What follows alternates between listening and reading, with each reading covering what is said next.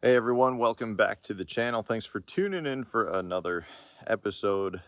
This is my day one recap for the St. Lawrence River here. It was one of those days that you just don't ever want to have while you're on the water. And unfortunately, it occasionally happens. Man, I've really felt like my game plan was good. I know I didn't get a practice recap video out for you guys, so I apologize about that. It's just been a really hectic event, in terms of getting here well, we don't have a day off, but on our second day when we have to be off the water at 2 o'clock, we had to switch houses. So there was a big transfer that kind of took place, and I just didn't have much time to do that video. So I apologize. I didn't get to fill you in. From a practice standpoint, if you watch my channel, you knew that I was going to be fishing a little bit for largemouth. So I targeted largemouth the first 2 days of practice, and I found some areas that were pretty good. Not areas you could fish all day, but stretches of bank and offshore grass where you could fish through and catch, it's 5 to 7 fish. At least I was getting that many bites in those areas. So the last day, what I wanted to do is find smallmouth areas between the largemouth areas so I could kind of bounce around, do a little of everything. And the last day of practice, I got on a really good smallmouth pattern. You could basically call your shot, catch a lot of fish. Then the average quality is better for those smallmouths. So, what I decided to do for the tournament was actually start on the smallmouth, because the largemouth that I was fishing were more sun related, whether that was grass clumps or docks, things like that. So I just decided I would start with smallmouth, see how the day went, and then if I wanted to, I could transfer over to largemouth. And I mean, the smallmouth were right on cue. I pulled up on the first spot. My second or third cast, I jumped off a 4.5, 5 pounder. And when I say jumped off, I mean, I fought that fish for several minutes. He jumped 3 times. I had him to the boat, and I was actually in some shallow water. And the problem was that fish went down to the bottom.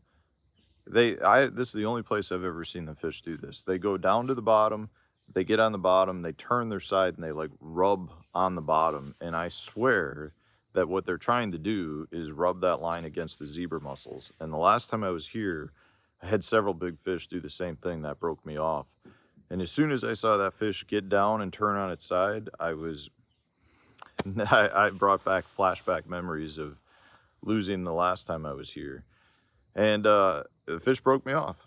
And that was like the third cast. I jumped off 2 more keepers after that, and the day was started. And I just kept running my different smallmouth stuff. And every spot I stopped on, I caught fish.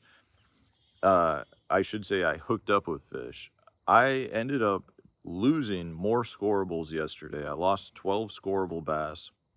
I only weighed 11. And that 11 for 27 pounds has me sitting in 33rd place out of the 40 anglers in my group. Just one of the most frustrating days on the water. I did everything to try to combat the lost fish, whether that was changing, line, changing rod setups, changing baits, changing hooks. Nothing worked. I think it's a function of the way that I'm fishing. But at this point, I don't think I can switch. I mean, I landed even half of those fish and had a 3-to-1 ratio of landing percentage, I'd be sitting in a significantly better position. Including every big bite I had. I lost that one that was probably close to 5. I lost another 4-pounder. I had several others that were, in that 3.5 pound range that jumped out. My biggest fish was only 3.25 pounds. So I know when people look at the scores, they're like, Matt's not on them. I really feel like I'm on a very good pattern. I know there's a couple other guys that I know that are doing this just based on seeing them, and they all are sitting towards the top. So yeah, so from that standpoint, I mean, I think tomorrow when we go out, I'm gonna be doing the same thing. I might work in a little bit of largemouth. I did hit 2 stretches of largemouth, and they were not as good as I was hoping.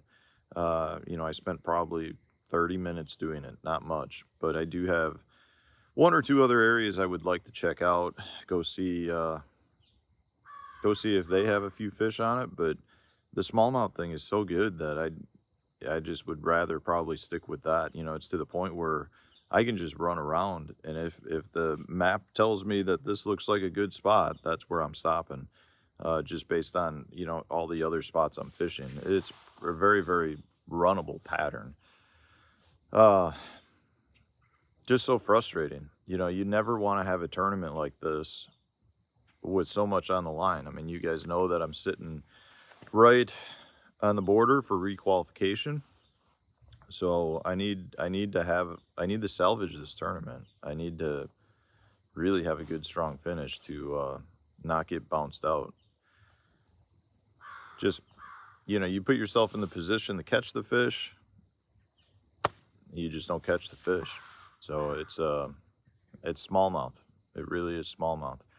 Anyways, I just wanted to give you a quick update on what happened yesterday. Today's going to be another busy day of sponsor requirements and getting ready to fish tomorrow. So we're up bright and early this morning, staying in Waddington. Maybe you guys can see the river over here through the trees. It's always nice to be in the North Country. Sweatshirt and short weather, my favorite. Anyways, guys, thank you for your support, and maybe we can be the comeback kid again. We've done it several times this year. I really feel like I'm doing what I need to be doing. I just need to put them in the boat. So stay tuned. We'll see how this one pans out.